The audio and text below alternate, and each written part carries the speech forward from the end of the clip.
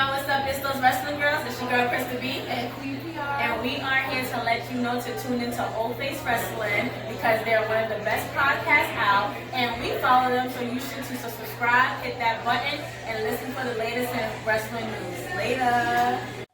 Hey, this is Sofia Lopez from Women of Wrestling, and you are watching Old Face Wrestling. That's right. Oh, Face Wrestling. Listen to the podcast. Listen. They are Dark Side approved. Outlet approves it. Oh, Face Wrestling. I'll be listening. Will you? Hey everyone, thanks for joining us today on O Face Wrestling. Today I am joined by Siren, the voodoo doll from WOW Women of Wrestling. So thank you for joining us today, Siren. No problem. Thank you for having me.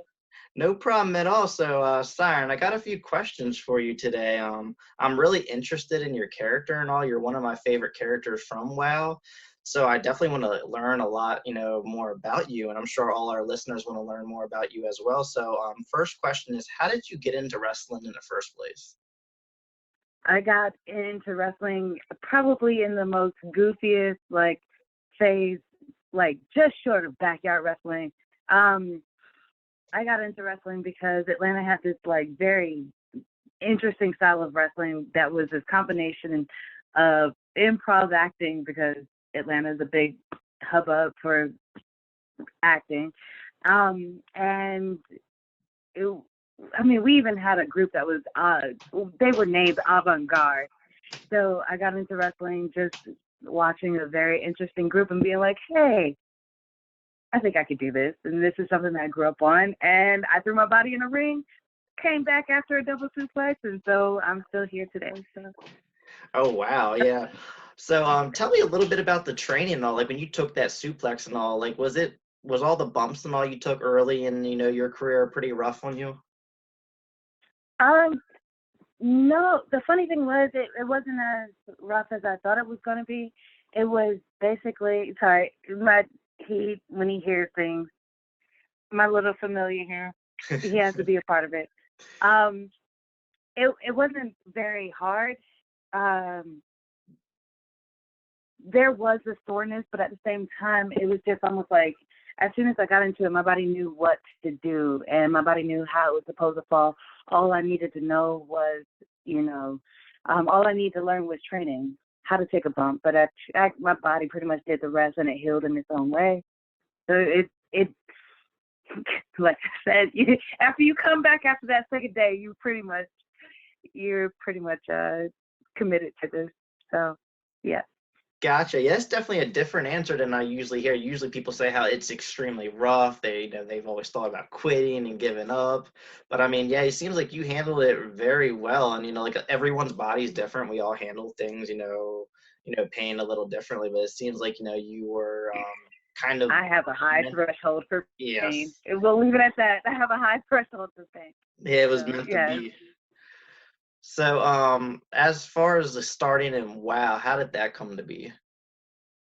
I was already developing a gimmick that, it wasn't even a gimmick to me. It was something that I was developing over time that felt natural to me, because of some of the more, I turned who I was up to 11. You always hear that. And it involved a lot of the spiritual practices that I started incorporating in my life.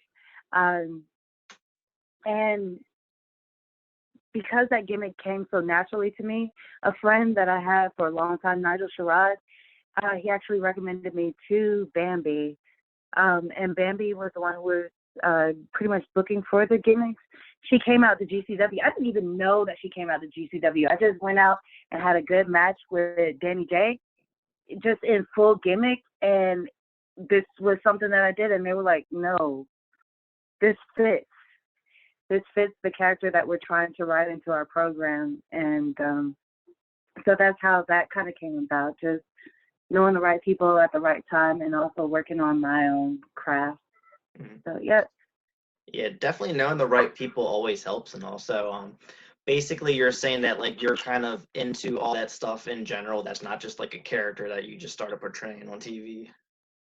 No, absolutely not. That was not. That was definitely. I'm somebody who's from South Carolina. I am somebody who I'm traditionally Christian, but I have a lot of spiritual beliefs. And just coming from South Carolina, I am of the Geechee kind of culture, and that just lended itself to voodoo. It lended itself to the hoodoo cult, basically what hoodoo and voodoo culture is in New Orleans is the Geechee culture in South Carolina, and that's where my family is from. That's where I was raised. So Okay.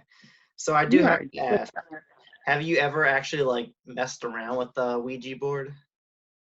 No, I do not touch it. Even oh God, I remember at 2:00 in the morning, they brought in the props and everything, and they had a Ouija board on the table, and I was just like, yeah, I'm gonna touch my tarot cards, and that's it. I'm not touching a Ouija board. I will not to this day. And then to be that person after watching Paranormal Activity, like it's like I get it, it's a gimmick, but at the same time, I will never touch a Ouija board in my life. Yeah, it's just Too something I definitely had too to ask, open. because Huh? I had to ask that question because I personally love all that kind of like paranormal like movies and stuff on YouTube and all that. And I've always wanted to get a Ouija board myself. My wife will not You let me bring one in the house. no. And you should talk to my so I have like a tag team partner on the indies. Her name's Ravana Sin, with the XIN. And she loves Ouija boards, and I'm just like, it's you got it, girl. I love you, but you got it. I'm not gonna touch it. And yeah, that's her thing though. So Yeah, too many horror movies, you kind of get the idea that that's not a smart thing to do. at all, Right. Especially if you don't know what too you're much. I was about to say it's too much of an open gate unless you can control it. So yeah, doing. yeah. So, tell me a little bit about your alliance with Holiday. Is that something that you two decided to do yourselves, or did they just pair you up together just because of the similar kind of characters and all? Actually, WoW decided to put us together. I had no idea because like I pitched everything, and they already had an idea. They already had a role that they wanted me to play, and WoW basically wanted me to go ahead and team up with Holiday, and it fit. I will admit it. And Holiday she's somebody. I'm far from being green, but at the same time, I'm a very nervous person. I'm an anxious person, and she had been there for a couple of years. She knew what it was like to be there. She knew the politics. I didn't, and she kept me calm in a lot of situations that I probably would have freaked out a little bit more than I needed to, but she kept me calm. She was like, look, this is what you do on the indies. It's nothing different. It's a little bit edited, but it's nothing different from what you do. And I don't know how much I got on her nerves, but to this day, I appreciate what she did for me. Like, I think I hit her up a couple of days ago. I was just like, no, seriously, thank you for keeping me calm when I was not. So, yeah. Yeah, so she's basically like a mentor for you, correct? Yeah, actually. It's Yeah. it seems like on WoW you're more of like the leader of the tag team, but in real life she's like the mentor and all. But honestly, like I think you two fit together so well. It's like peanut butter and jelly. Like when the first ever episode of WoW that I watched a few months ago, you all were on the episode together, and I was like, wow, like these two are just so perfect together. I mean, you two immediately became my favorite tag team. And it's just, like I said, you got the chemistry. I love the gimmicks. I love the whole like face paint kind of like voodoo thing. I love it. I, personally, like I'm a really big Holiday fan. I got her shirt right now. I see. Yeah, you two are just perfect together. It was weird because one of the things that I always noticed about her, she always painted her own face. And the first season, I painted my own face.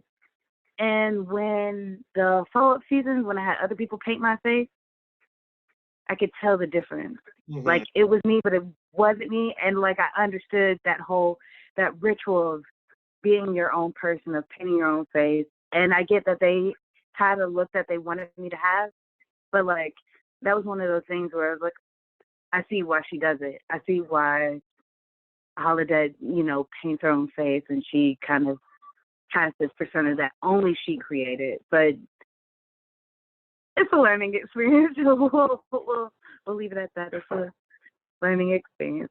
But Definitely. Yeah, I love the whole painted face kind of thing, like, because I'm old school when it comes to wrestling. I love, like the mask and the face paint and all that. You don't really see that much anymore. So that's one of the things that like attracted me to you too. Like it gave me that like old school kind of vibe, and it's like you both, it just works so well with your characters and all that as well. So, how long does it usually take to get the face paint on?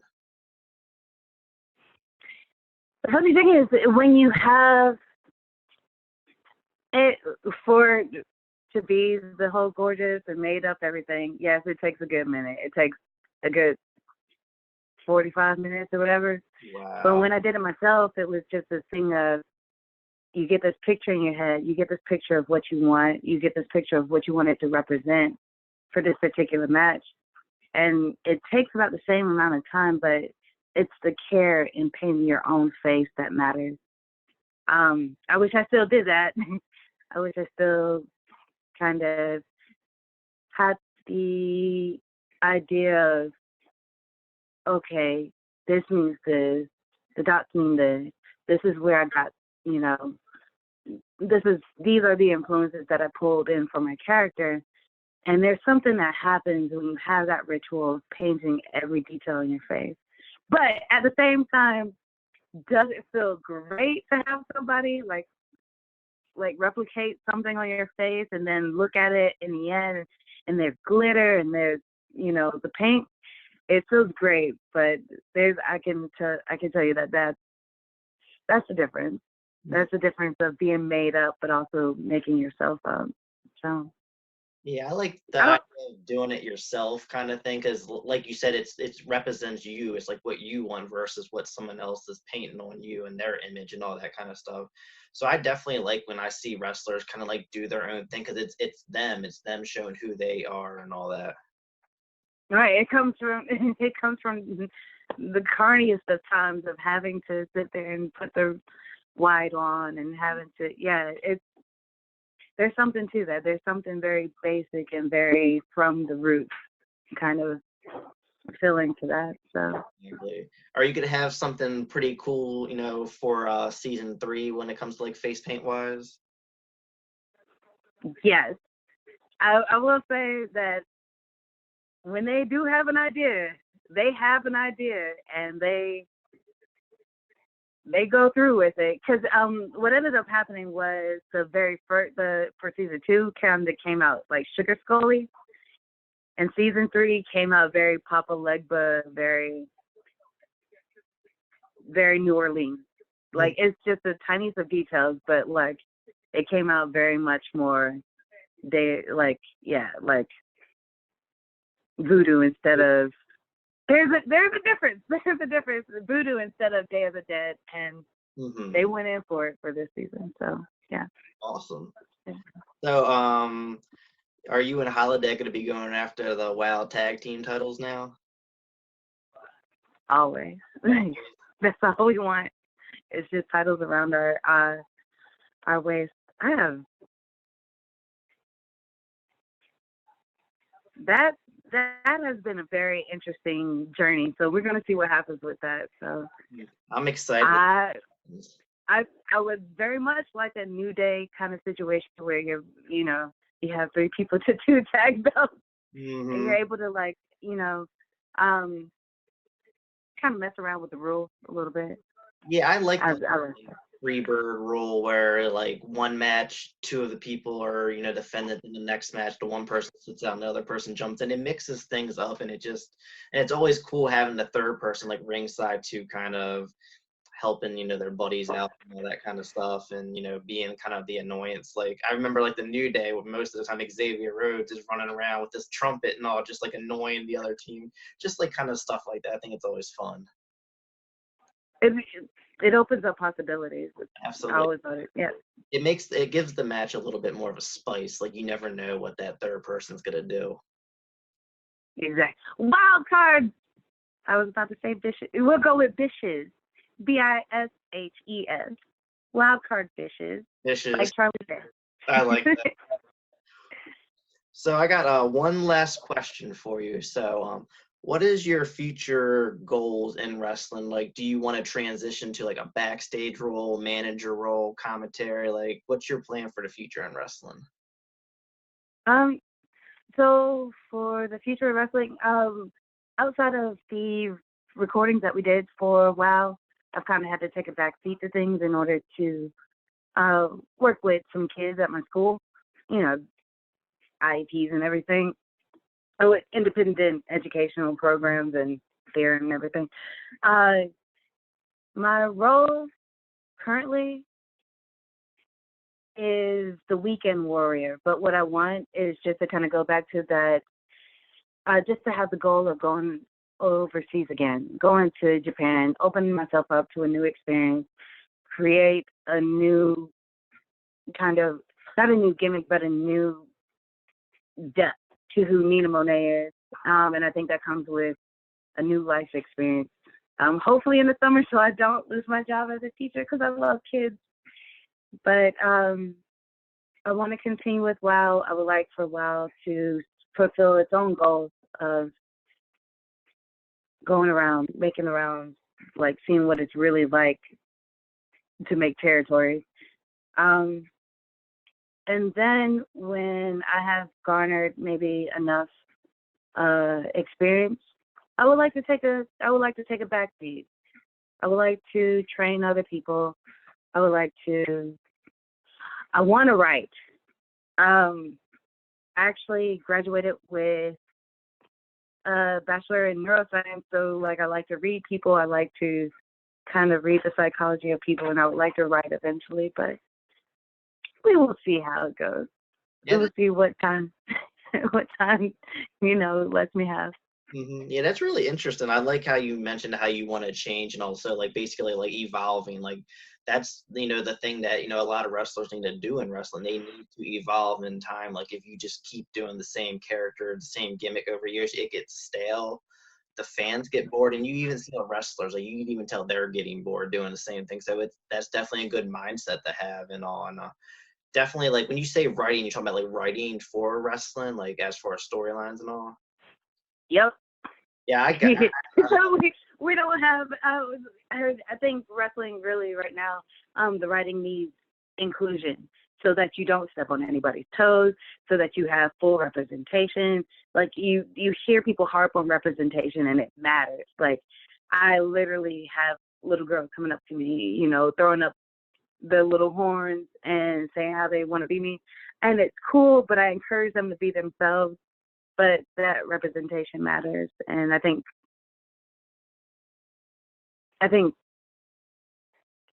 inclusion in the writing is going to help that a lot. So yeah, but Yeah, I really like that. Have you ever like asked the backstage people at WoW about maybe writing a storyline or two? Like, do they know that you are interested in doing that? I have introduced some things, and they allowed me to take some liberties with my particular character, but we will see. We will see with that, because they have what they want to do. And I respect that and understand that. So Yeah, that's definitely something you got to respect. I mean, at the same time, like I said, it's always good just to ask and just throw the ideas out there because you never really know. They may say, "Hey, this is a good idea," and then it may give you some more opportunities in the future, especially like after your career. They may say, "Hey, she's helped us out a little bit. We like some of her ideas. Let's give her a chance," kind of thing. But that's the best advice I always give people in general when they want to do something. Just go for it. Ask what's the worst that can happen. you're right. I keep hearing that lately. Like, what's the worst that could happen? They say no. No, the worst that can happen is they say yes, and now you're responsible, and you got to put forth the effort now. So Exactly. yeah. All right, well, Siren, I think that that wraps up our interview. I just want to again want to thank you for joining us today on O Face Wrestling. Thank you. Thank you for having me. Absolutely, no problem. Do you have any social media that you want to throw out for our viewers? Absolutely. On on Twitter there is the Monet underscore Nina, as well as the wow_voodoo. And you have Instagram at, don't laugh at me, Negro Damas 02. Which has been that is the oldest Instagram that I've had. So and then of course on Facebook it's Nina Monet. But yep. All right, guys, make sure you all follow her on Instagram, Facebook, and Twitter. And also make sure you follow us on Facebook, Twitter, and Instagram at O Face Wrestling. Thank you all for tuning in. And once again, thank you again, Siren, for joining us today on O Face. Thank you again for having me. No problem at all. And my little dog. And your Thank dog you. as well. Thank him for me as well.